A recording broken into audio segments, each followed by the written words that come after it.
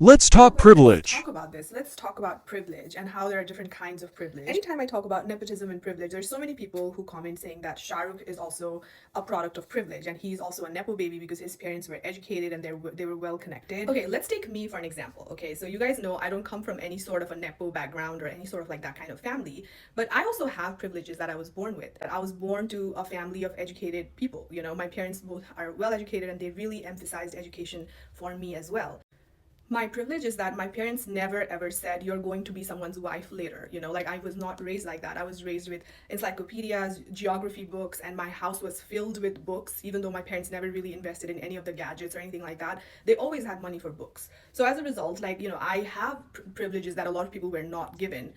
So I feel like these are things that you have to kind of acknowledge and recognize in your own life as well. Is that just because someone comes from an educated family does not mean that everything was handed to them. Shah Rukh was never handed opportunities with, like, you know, different movie offers before he even debuted. That is the kind of privilege we're talking about here. Okay, we're talking about the privilege of being offered a movie before you've ever done any single ad shoots or whatnot. And then it's not just the first movie; it's also the 10 movies that come after that, despite the fact that you're not proving yourself as an actor or actress.